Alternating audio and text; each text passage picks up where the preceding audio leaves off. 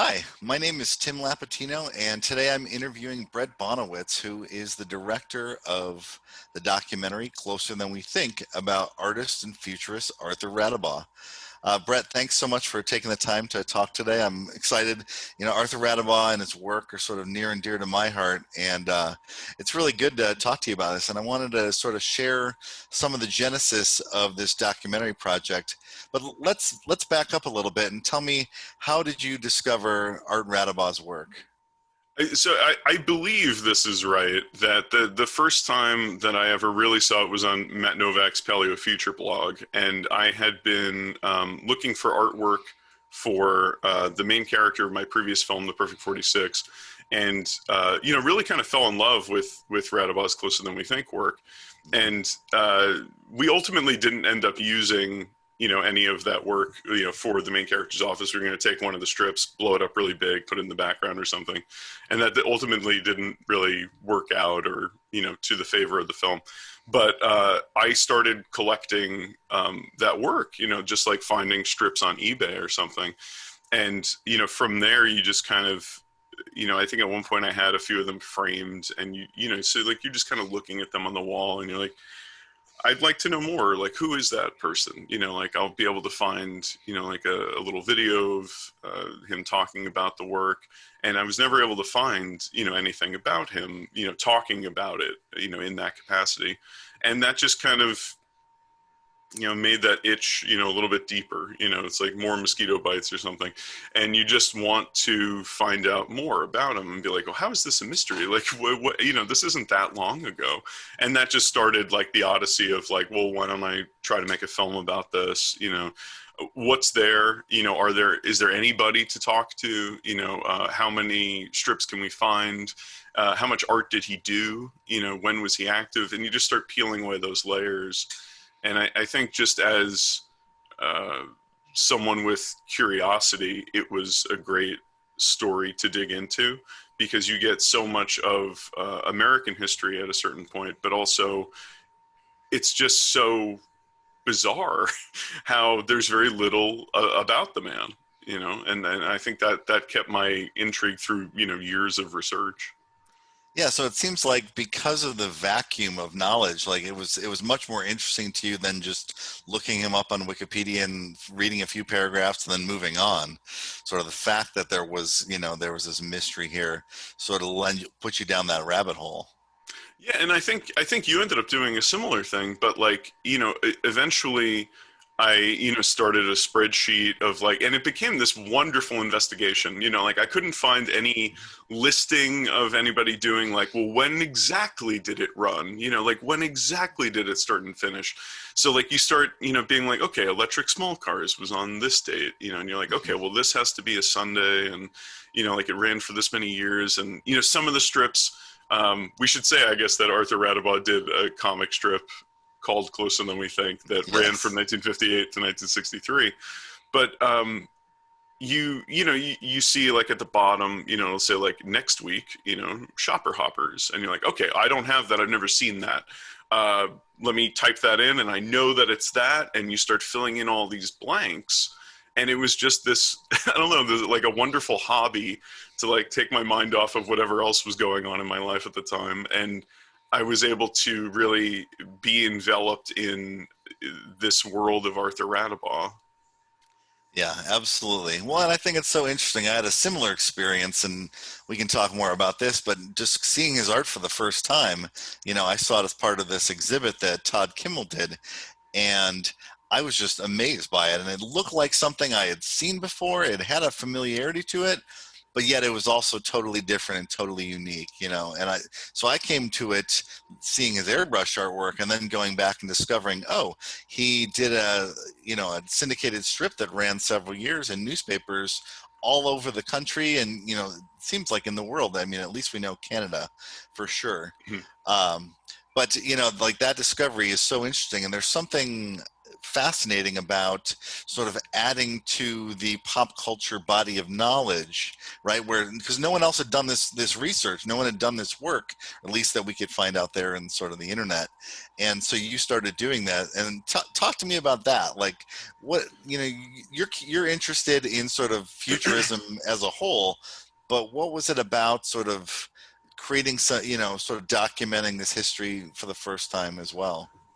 Well, I mean, I guess, it all kind of started organically for me, like I couldn't really find anything, and then it was, like you only really found like three people to contact on, the entirety of the internet that had written about Radabah. And, I sent emails to those three people, eventually heard back from them. And Rachel, I want to say her last name is Macau. Um, was the first to really kind of respond and be like, well, who are you, what is this, and I said I was a filmmaker, I was interested in doing this. And obviously they had worked in tandem with Todd, and that was like kind of the first piece in uncovering more, contacting Caitlin McGurk, which was another, kind of thing. So she's the Billy Ireland, The Cartoon Museum, for people who don't yes, know. Yeah. yes, exactly.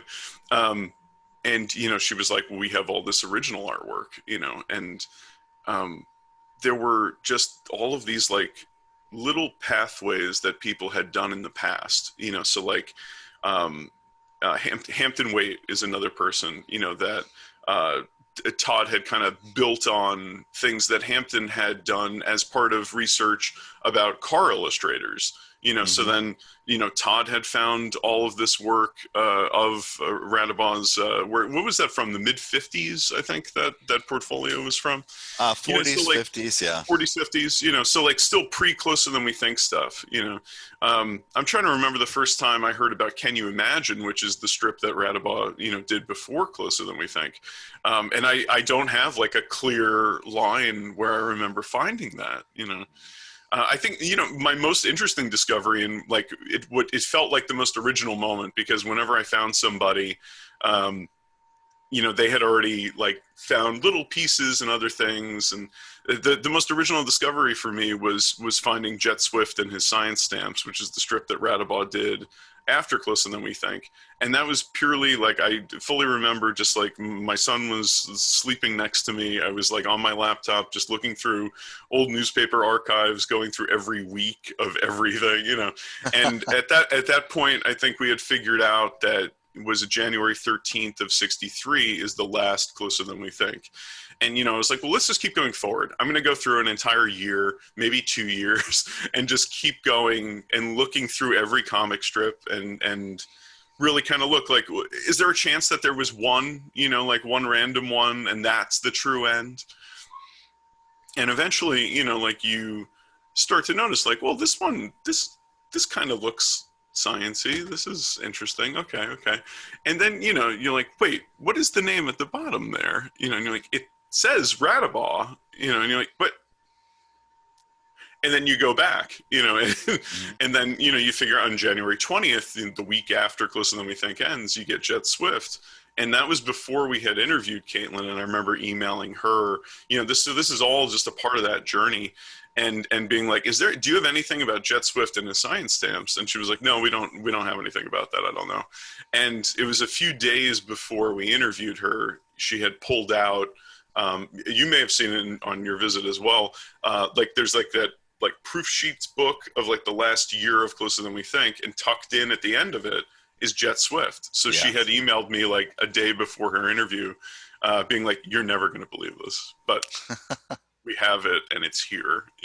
So that felt like the biggest discovery. Like that felt as close to finding audio or video of him or something like that. I ended up feeling like kind of very, I don't know, in touch with, I don't know, trying to figure out that timeline and figure out exactly what was going on. Although, again, so much still remains a mystery. Yeah, yeah. Well, and I think this is, I've had a similar experience in some of the other work that I've done. I wrote the book Art of Atari, And there is something about treading on ground that feels like, okay, it's new fallen snow and there are no other footprints, right? And you're the one asking all these questions and everyone else says, well, I don't know.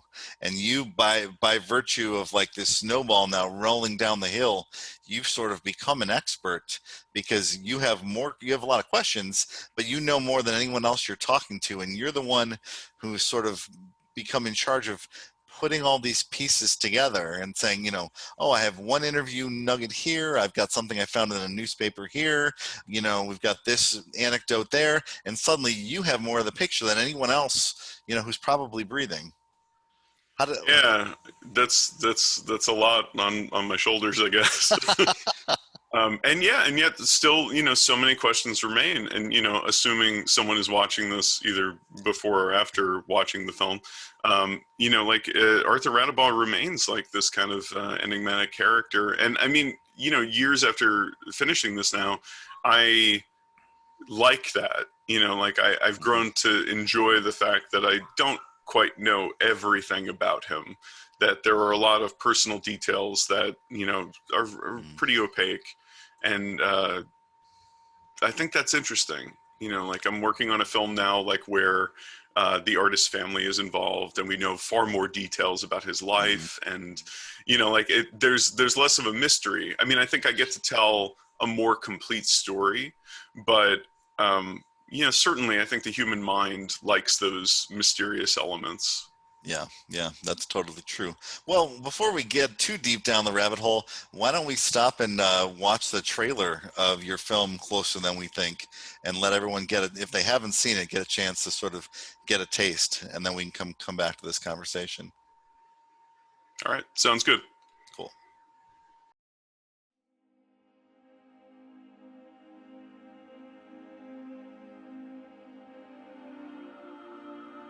The legacy of Radibal is sort of multifaceted. The future killed him while he was creating the future. The future arrived, and he was talking about what would the future look like. But when the future got here, it made him redundant.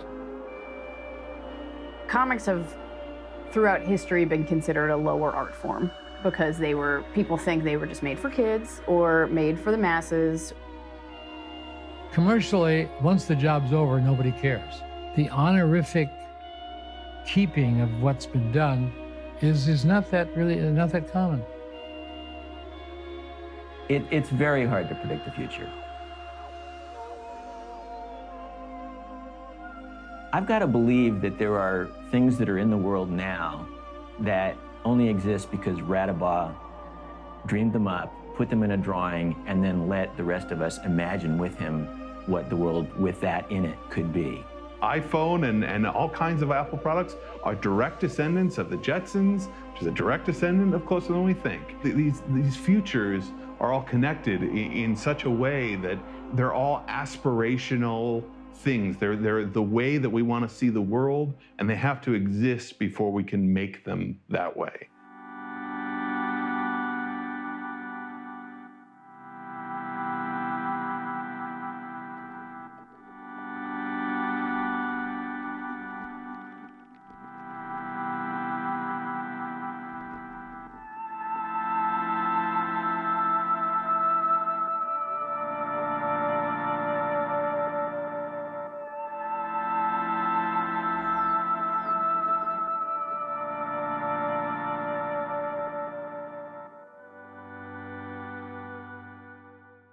Excellent. Well, let's talk more about this. I mean, tell me about the actual, you've talked about the research, we've talked about, what it's like to sort of, walk in this virgin territory and discovering this man that really there's not a lot out there about him.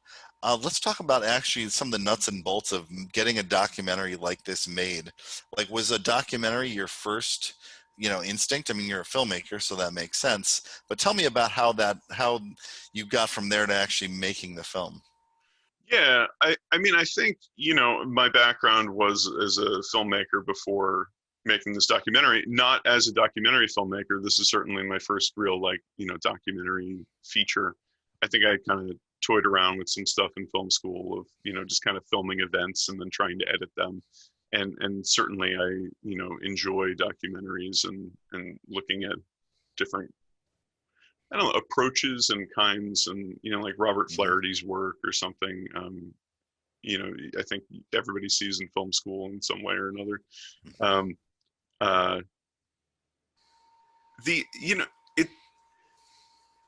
I've thought about this a lot, like where if my background had been in book publishing or something, I probably would have tried to pursue a book. If I'm trying to think of other backgrounds that you could have. I do think that having a background in filmmaking led to the decision of making a documentary, because I think that was a language that I understood. Um, Mhm. like I don't think I could have like written a blog about it or something. Like that's not something easy, or something that comes to me.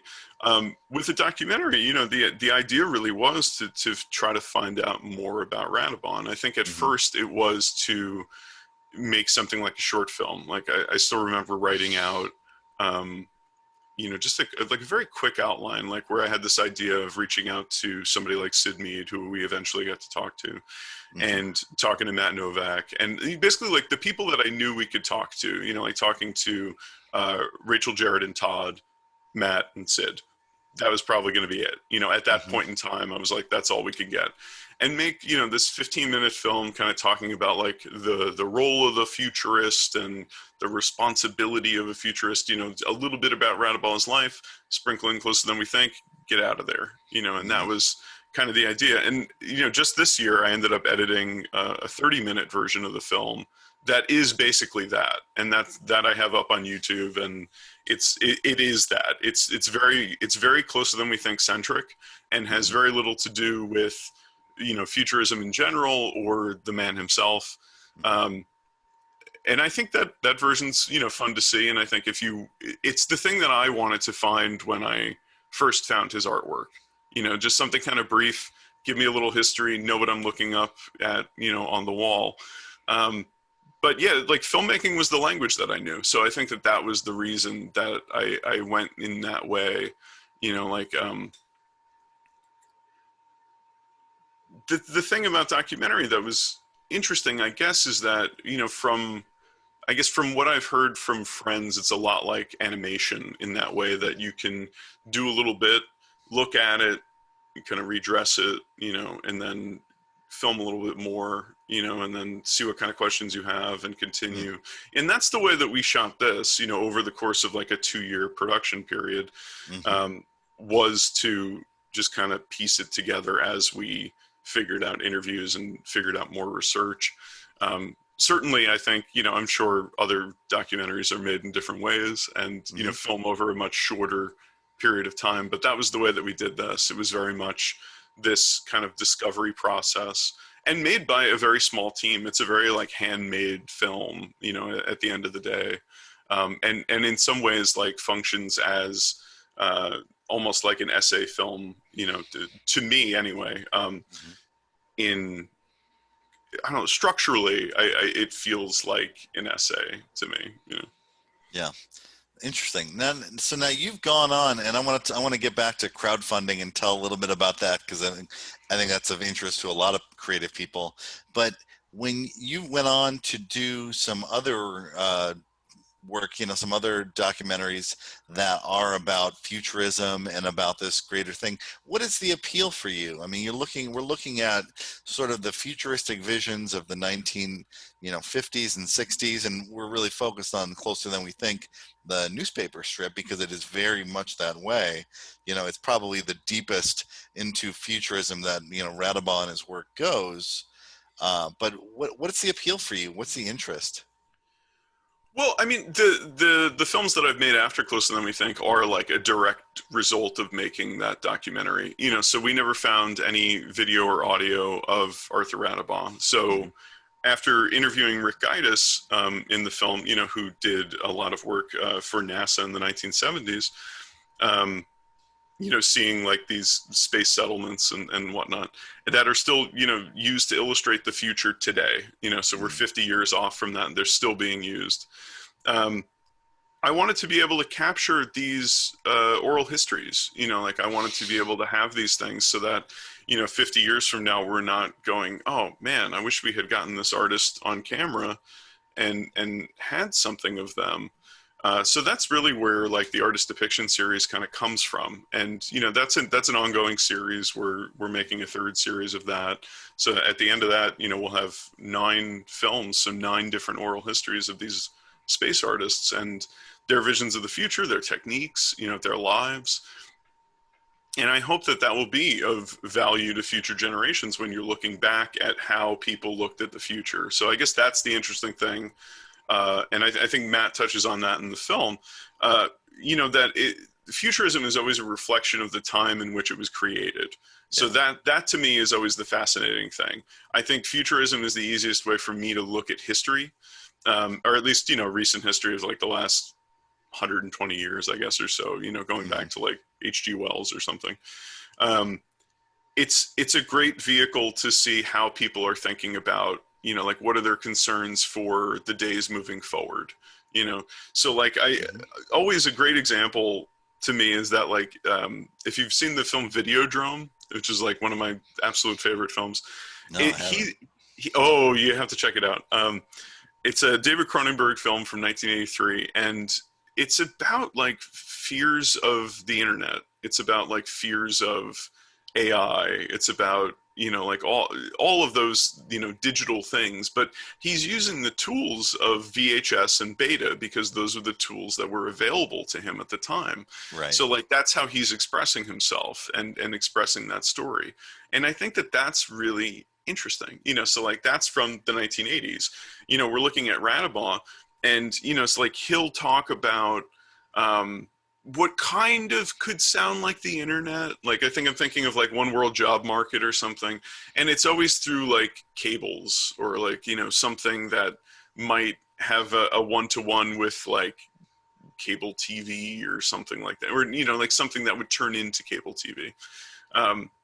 So I don't know, I think that's where the interest comes from, is just being able to look at what were the concerns of society at that time by those projections, like what were the fears and what were the hopes as well.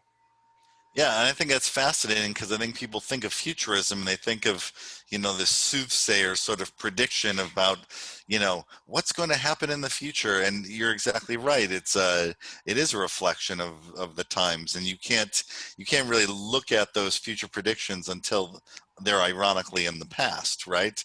And then we can judge them, right? Because, and Radabot, I don't think his, and you can tell me, in my understanding, it doesn't seem like he was really obsessed with being right or, being this sort of, fortune teller of what was to come. But really just for him, there was something about visually telling the stories of the future, I think, that was intriguing. Why do you think he was into that? I'm not really sure. I know that there are a few articles kind of toward the end of his life where he talks about, some of his predictions being correct, and, how he's kind of just like an old man smoking a cigarette and laughing about how they used to laugh at him, but now he's right. And, Hampton touches on that in the film, of this idea of, there are certain things that Radabot has, kind of, in quotes, predicted that aren't necessarily predictions. Like they're just things that weren't mainstream, So like in a lot of ways, when, you were a person reading, his Sunday comic strip, that was the way that you were being introduced to these concepts and to these ideas. But many times, like they were, actual concepts. Sometimes they're far out stuff, like I believe there's, space monkey colonies, and some other weird ones. But I don't know if we should go through them. Maybe there are certainly some strange predictions in there. But a lot of times, they are like consumer goods, which I think is an interesting thing too, because, you're sitting presumably somewhere reading a newspaper and you're like, oh, that's it. I could go for something like that. That's interesting. A wristwatch TV. Okay. Like that sounds good. That kind of thing. I don't know exactly if, this was something in the research that I don't know if Radabah did futurist work because it was of the time and it kind of fit in to what he was doing, and what could sell, or if he had genuine, interest in science fiction, or like kind of the space age or atomic age, like if Yeah. that was something that he was reading a lot about. I don't know that exactly. Yeah, it's so interesting because you think about the things that we're focused on, self-driving cars, and, what's the future of the space program, and, are we all going to be augmented, cybernetically, or, visually, or biologically. But, those are because of the concerns that we have. And you look at, you go back to 1958, you think about Sputnik, the space race, the atomic, you're saying the rise of atomic power. And yeah, he's just taking the concerns of the day and sort of projecting them forward, which I think is Yeah. is fascinating. And I think it's funny because we're talking about sort of history. This is really the history of the future, right? It's like, how do we think about the future? And this is a historical take on that from Radabah. Let's Yeah, and switch. oh, Yeah, go ahead. I was going to say it's curious also, just like how much science is related within the strip, and a lot of times it's within the text.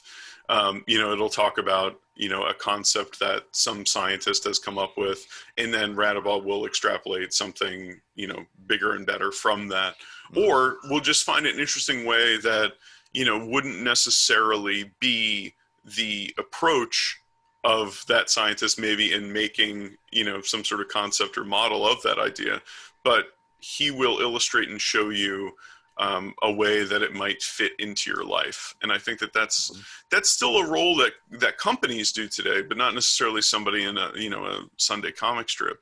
It feels so interesting and isolated.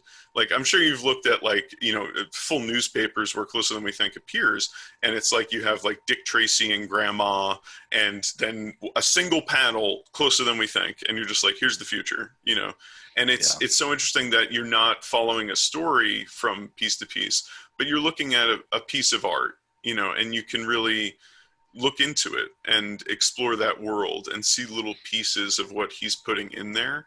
And it's a different story than most of the comics of the time. Yeah, it really stands out, and I wish we could conjure him and talk to him here, Well, but let's try.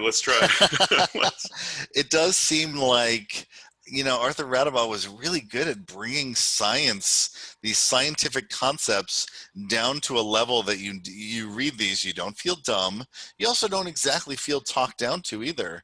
I feel like he made this science, whether he's talking about like, he doesn't use these terms, but like the coefficient of friction, or the drag here, or interplanetary orbit. I think that's so interesting because people think of him as this artist, and I don't, we don't know the whole story behind it, but how he interacted with the people who helped him write the strip. He does a really good job of bringing the science to the masses in a way that was, it wasn't pandering, but also it felt, maybe you walked away from this, in 1960 or 1961, you felt a little bit smarter. Yeah. I mean, the only, kind of sibling in some ways, I guess, that I ended up finding, was Athelstan Spilhouse's Our New Age. And that ran for, I think it's like 15 years or something, and through 3 different artists. And there's a film about Spillhouse too. I can't remember the name of it. The Experimental City, which is quite good and worth checking out as well. And that, was a strip that, President Kennedy had actually said, like, this is where I get my science from. I've never heard him talk about Closer Than We Think, but he certainly talked about Our New Age. And Our New Age, was this multi-panel strip that really went through like a scientific concept. It wasn't, fully about the future. So it's interesting to see those differences, and I think that's where Closer Than We Think somehow can still, capture people on the internet, in that it's it's an image, it's just like, here's a projection of the future, here it is. It's not like, let me tell you all these things and where we were and where we're going. It's just one image, and it can capture you, much like, you're walking through a museum and you see a painting and it just speaks to you. I think that Radabau's work certainly, does that same thing. Yeah, it does feel a lot less didactic, right? And you can tell this is rather than from the hand of an educator, where it's like, that strip feels that way. Whereas Closer Than We Think, it feels like it's coming from the hand of an artist, right? Yeah, absolutely. Yeah. Now let's talk about. Let's talk. I want to go back to more about the overall arc of Radabau's life. So he did all of this art. He did work in automotive illustration. He worked for the big auto companies. He's from Detroit. I don't want to spoil the whole documentary. No, it's his life. I think that's all fine. But so he goes there, and then one of the things, he kind of switches gears, right? He sort of pivots with the times as photography starts to sort of take over for the kind of illustration that he did. He switches gears and he goes to a really different medium.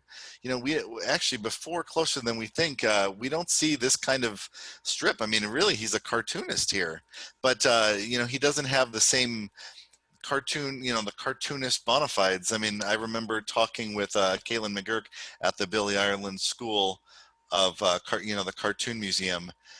She said, he drew cartoons, but was he really a cartoonist? I don't know. I want to hear your thoughts on that sort of evolution, that reinvention that he has. Well, I think that's where it's interesting to bring in Can You Imagine, the kind of strip that he was doing before Closer Than We Think, because that's like the really is like the prequel to it. Can you describe what that is? So from my research, and correct me if wrong, like it kind of appeared on almost random pages of the newspaper. Like it wasn't in a Sunday comic strip kind of section. It would appear next to some advertisements or something and just kind of show you like a concept and be like, hey, one day the dog is going to walk itself with this little leash or something, Mm-hmm. Something like that, like set the alarm for 5:55 and, your coffee maker will start making coffee for you, and that's it. It would just be that, just Mm-hmm. these little thoughts of like, oh, hey, you'll be able to do this in the future. The future of America is bright, that kind of thing. If you don't have Can You Imagine, Closer Than We Think looks really weird in his life story, because yeah, you're right. I mean, he's working, for all these automakers. He's illustrating cars with, again, so like to talk a little bit about his car illustration work. You have, the cars that I, just assume are, designed by the companies, and he has little wiggle room on what he can really do there. But the backgrounds are, the things that are always striking about Radabau's automotive work, is that they're living in these futuristic places. Like you look behind and you're like, what? That's a city I've never seen before. Like that's where we're going. That's the promise of where America is headed in this post-World War II, kind of landscape. And I think, like, I know that he was doing Can You Imagine at the same time as doing that automotive work. So it was kind of like he was like moonlighting, kind of doing that.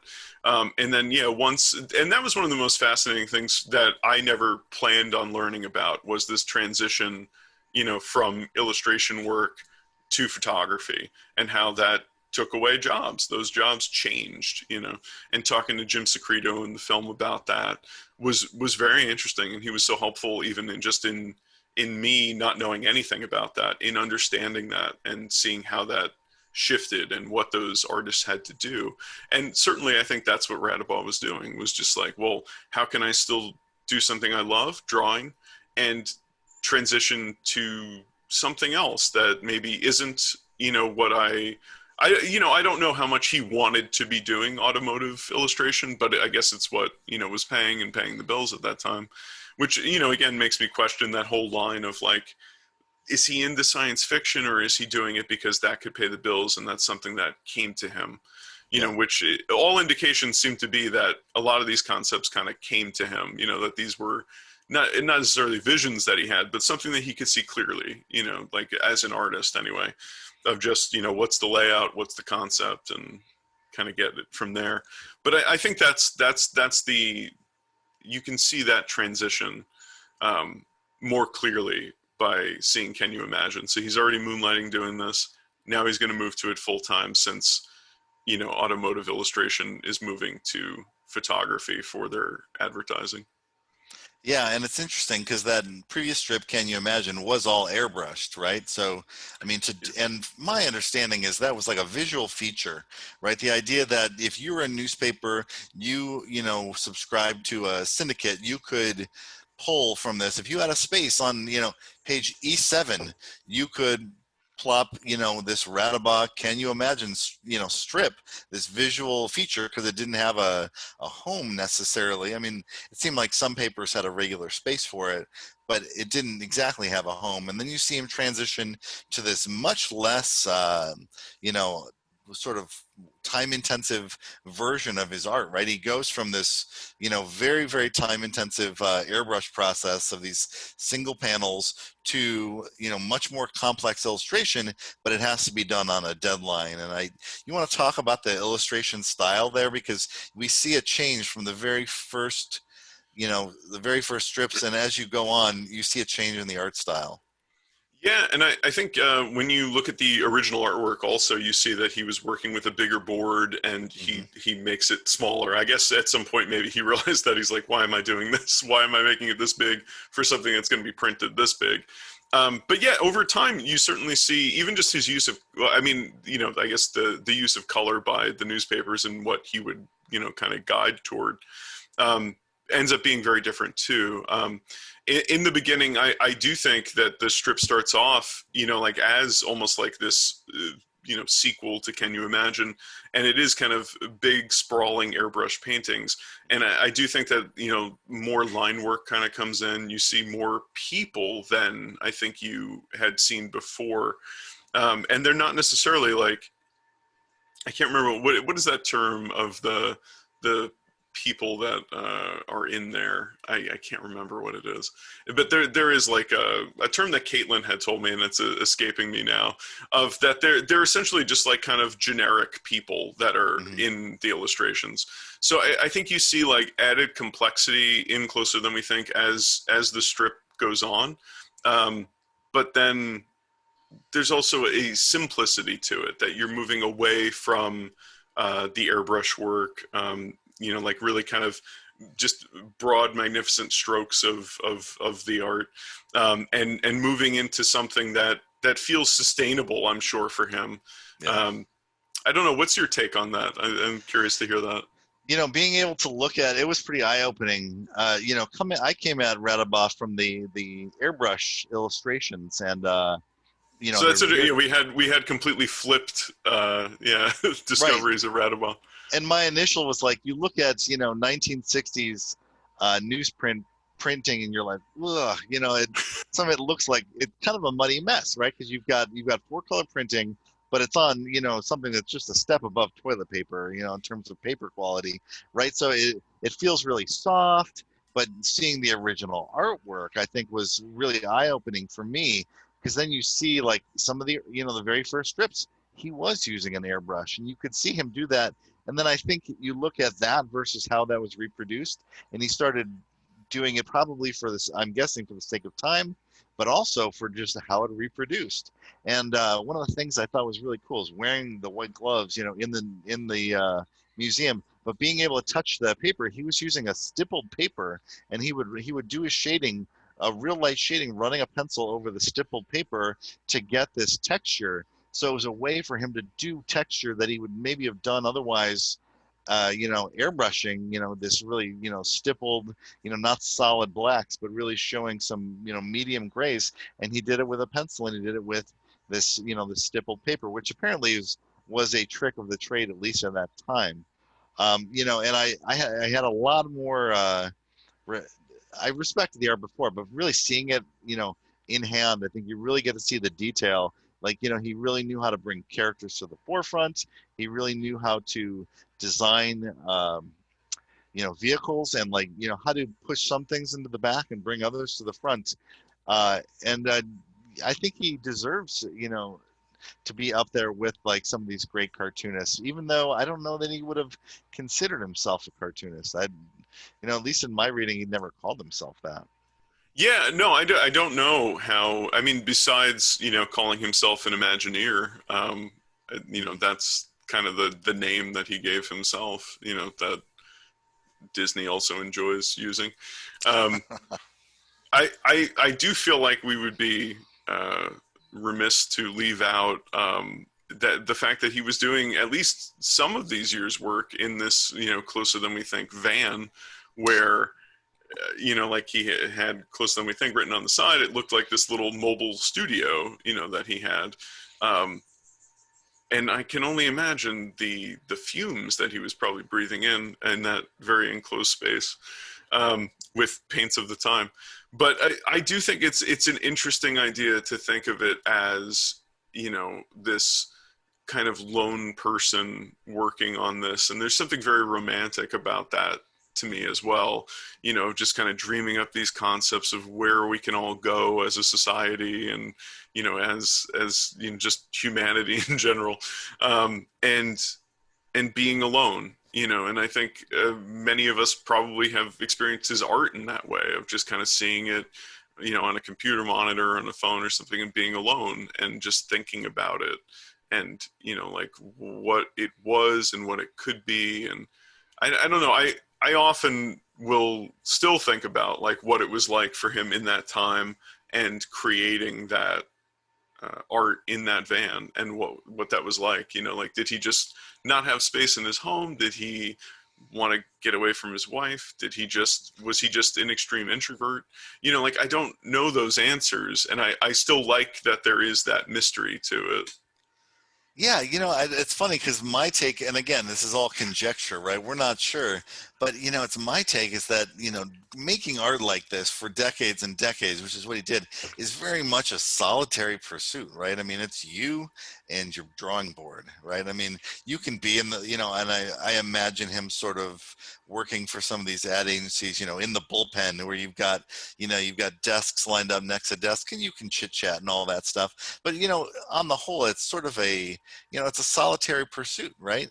But then you think about him, he seemed to be an introvert with this really like self-promotional side, right? Where like who paints the side of their van with the strip and suggesting that, yes, this thing was going to drive around the Detroit area. And when it was driving, you knew that Arthur Radabaugh was in the back, drawing away, like that was the conceit, right? Maybe this thing sat parked in his driveway most of the time. I don't really know. I mean, I think I had talked to somebody who said, his wife would drive him around. I mean, Oh, really? I've never known that. I don't know. I've never heard that before. That's new to me.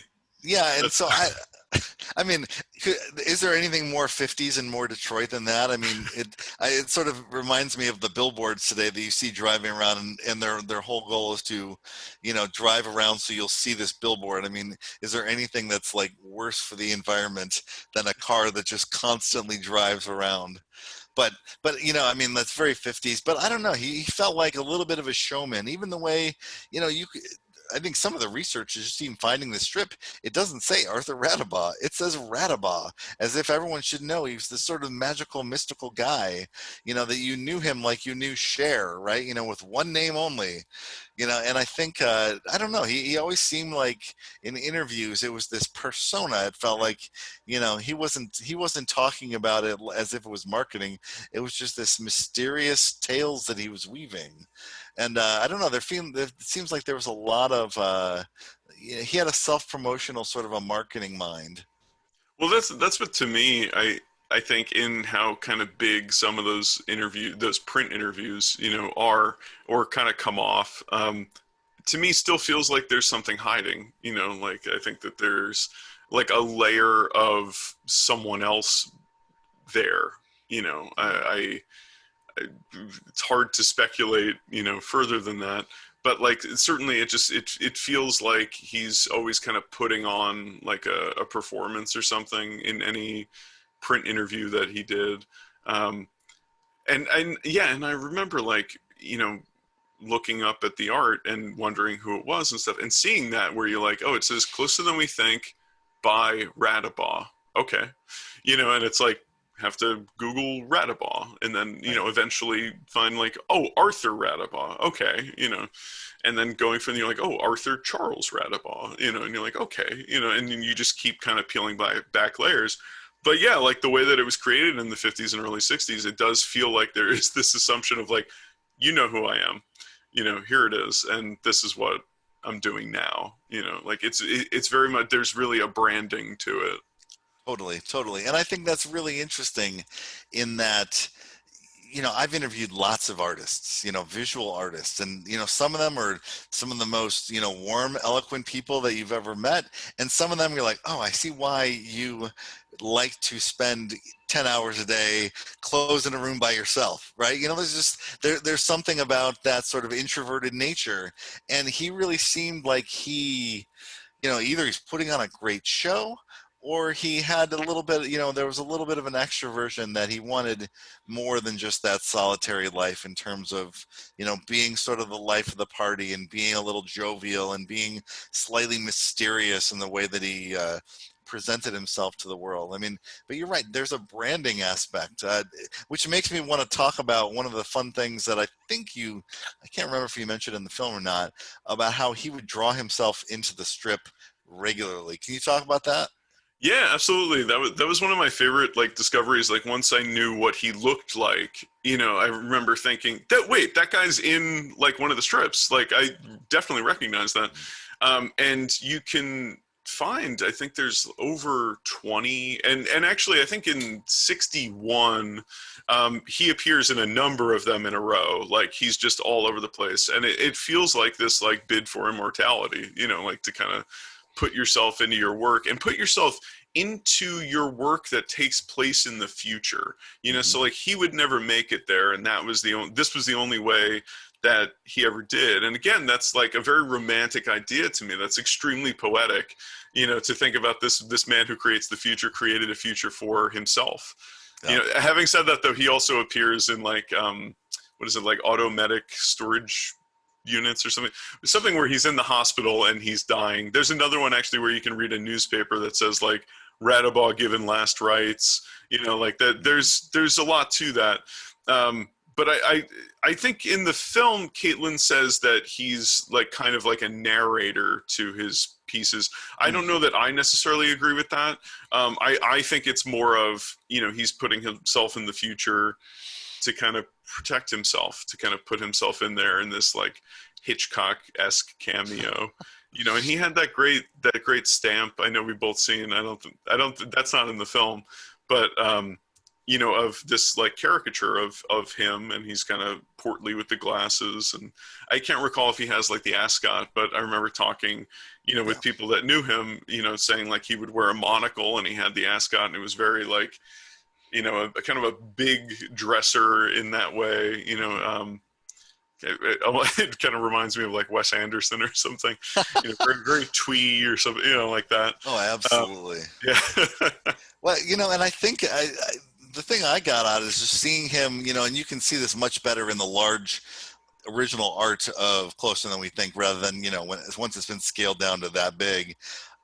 Him just showing up in all these places, it's fun. He's having fun with it. And he's not idealizing himself either. I mean, he's painting himself as a middle-aged, portly guy, and, I mean, he's like this, his stomach, his big stomach and, like small feet, he's just having a good time with it. And I think, I feel like, it's sort of a sign that's like, hey, if you know who I am, then more power to you. But I'm just going to have a good time with this. It's sort of an Easter egg, and I don't take myself that seriously, so you don't have to take this, deathly seriously. And I think that's the difference between this and sort of some of the more educational, strips that came before it. That, this was fun. This was meant to be light. It was meant to be, we don't see a lot of dystopia here, either about himself. Yes, I mean, there's a little newspaper headlines, Radabaugh's basically died, but he's still doing it all tongue firmly implanted in cheek. And I think that's what sort of appeals to me, is that, maybe it's a reflection of the times, maybe the fact that, he was middle class, white, and pretty, reasonably well off. How bad were things? Maybe things were pretty well, and this was an extension of that. But it also felt to me like, okay, we can approach the future in a positive way, and we don't have to fear it. Yeah, there's very few that are pretty dystopian. I know that, in the film, Caitlin has that view, and I certainly agree with aspects of what she's saying of like, you're living in a glassed-in house, like that's, you're, there's, a whole like polar city, there's destruction of the environment spun as like a positive, there's these colossal crops that are like straight out of like Woody Allen's Sleeper or something, there's one that I'm trying to remember the name of it, Catastrophe Picker Upper, that it's like, well, yes, some bad things happened, but we have the tools to clean it up quickly and well. So like there are hints of dystopia, but yeah, overall, I do think that it's a very utopian strip. And I mean, I don't know how much of that grows out of the idea of like, well, it's a Sunday comic strip, how much of a bummer do you want to be? But, I mean, I'm trying to think if Catastrophe Picker Upper happens like either right before or after the Cuban Missile Crisis. And so that, that's interesting timing, like when again, talking about futurism being a reflection of the time, was that a thing that was on Radabau's mind, whether consciously or subconsciously or just kind of in the ether of the time? Like, is that where that idea came from? Like I'm not exactly sure where some of these dystopian things, have how long they've been percolating in his mind. That's even looking at his art pre-World War II to post-World War II, where it's actually kind of hopeful coming out of World War II. And, it feels like there's some concern for fascism, like in a pre-World War II Radabau artwork, especially the stuff that he did for like Motor magazine. Mm-hmm. Yeah, and I think it's interesting. I think it is a reflection of the times. I don't think it's naivete. I think it was just in the air. We're the United States. We came in and we won World War II, and we, the government can solve your problems, and we trust the government, and we, this is pre-Nixon. This is pre-JFK's assassination. I mean, all these things that we can do, we will solve these problems, through this combination of government and technology and industry, and hard work, this American rolling up your sleeves. I don't think I think it was just in the ethos. Yeah, certainly it feels that way. Like it's a shame that we never get to see the strip, post Kennedy's assassination. Like I would have loved to have seen, just would the art have changed? Even his strip after that, Jet Swift and the Science Stamps, ends right before the Kennedy assassination. So we're going, right after Sputnik to right before Kennedy. It's such a crucial time in American history. Mm-hmm. And, we have Radabau's thoughts week after week after week. There's over, 250 something, strips. It's a real key into his mind. And at that specific time in history, it's like the coolest 1 week journal, that you could get out of somebody. Like I really do see it as a reflection of things that were on his mind and concepts that he, kind of did and redid throughout his life as an artist. Mm-hmm. Yeah, totally. No, and I think it's these same ideas sort of preoccupied him, and and it's hard to know unless we talk to him. Was he really this? Hey, I'm. Anybody who talked to him in a cocktail party or, at a, soda fountain, would he be talking about, the same thing, these pogo cars, or things, concepts that he revisited over multiple years? Was it just something he knew he could draw on deadline, right? Or was it something that, preoccupied him? I mean, maybe we'll never know. I'm not sure. Yeah. And if anyone out there has any more information about Arthur Radabau, please go to unsolved.com and, yeah, but I mean that has always been my hope, that we find somebody who presumably now would be 90 years old and was like, I was Radabau's best friend and I remember everything, and I wrote down everything he said. That would be I don't even know how I would process that information. I would think immediately, I'm like, this is fake. This is like the Howard Hughes will, like, um, I, I don't, yeah, I wish we could, I really wish we could talk to him in some way. It eats at me sometimes, and it probably shouldn't, but it certainly does. Well, you've talked about this sort of responsibility, this idea of, not to put too fine a point on it, right? But, feeling like the custodian of this history, in a sense. I think, I look at that as being a benefit, right? It's not just responsibility, but maybe a benefit of being one of the first people to sort of put that out there in a way that many more people can be inspired by it, but also be educated, and sort of putting something out there that didn't really exist. I mean, you're curating all this stuff over the course of years and putting it in a film, that people can absorb. They can sort of let that come into their own sort of inspirations, and in that way, you're sort of keeping this Radabayan. I don't know. Is that a phrase? Like his legacy alive. It is It is now Radabayan. Yeah, it's a little hard to say. Yeah, I mean, it's certainly for me, one of the things Matt touches on in the film, is this comparison to the Jetsons, and how I think the Jetsons is, whenever people think about futurism, if you say the Jetsons to nearly anybody, they'll know what you're talking about. Whether or not, they've watched an episode in the last 20 years, or they've just seen a flying car go by or something, the Jetsons became the easiest shorthand for our society to talk about the future. You could just say the Jetsons. No one is saying, oh, it's like Closer Than We Think. But, we show a lot of parallels between Radabaw's, very sincere, earnest work for Closer Than We Think, and then, the parody version of that's on the Jetsons. And maybe the easiest thing that we can all do as humans is to, sit and see something and laugh. And that might be easier than trying to talk about, intellectual concepts and how they can be better for humanity. But, I would like it to be maybe both. And certainly, something that I would like people to come away from the film with is just to kind of see and acknowledge all of this other work that was being done. So like, if you're familiar with the Jetsons, great. Let's dig a little deeper and see, like, well, where did that come from, and where did that come from, and see more of it. And I don't know, that's it. Yeah, no, that's great. And I think, that's a great legacy to get people interested in it, sort of stoke their curiosity, not just about the time period and about Arthur Radabaugh, but, just about the larger weave, the contextual, culture that, this comes from. And I think you've really done that with the film well. Thank you. Yeah. Now, before we wrap up, I did want to talk about that, like the search and the work on Radabaugh is not over. You want to talk a little bit about the project that we're working on together? Yeah, absolutely. So the idea as of now, is to do a book about Radabaugh and Radabaugh's life and Radabaugh's art.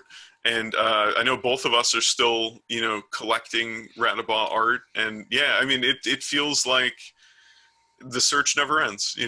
Finished the film quite a bit ago now, but it's in my mind every day. I think just a few days ago, I had received someone's scrapbook that I got from eBay, and there were strips in there I had never seen in newspaper form like that. So like, it certainly continues, and hopefully, I don't know what year the book will come out or anything, but hopefully it will be like, to me, it's important that it's the definitive kind of look at, this is everything we could find, and this is everything that we have, and look at this man's artwork. I think it really deserves a place in history. Yeah, totally. And I'm excited about like doing you did a wonderful job in the film of sort of introducing people to his art and what we know about the man, and hearing those voices, that were sort of connected to his life. And I think that's like that. That's the power of not only your film, but just film in general.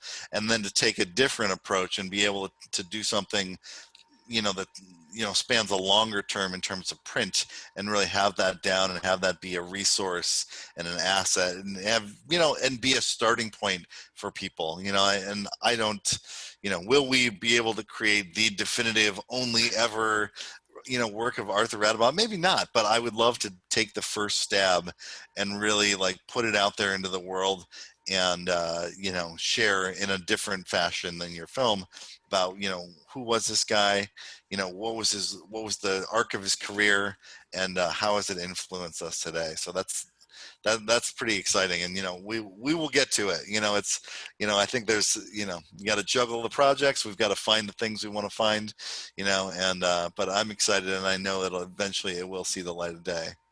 Yeah, and it's that great difference between time-based art and non-time-based art, that like the film is 85 minutes, and I hope it's a good introduction, and you get to an end. And probably the most common question I think I received when we were taking this around to festivals was like, well, where can I get a book of his work?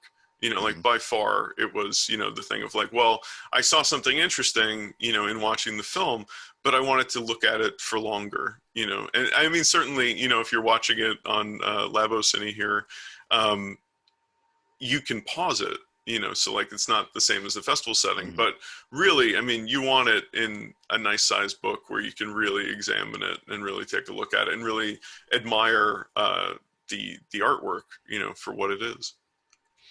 Awesome. Cool. No, that's great. And I think that's totally a hope too. Well, this has been great.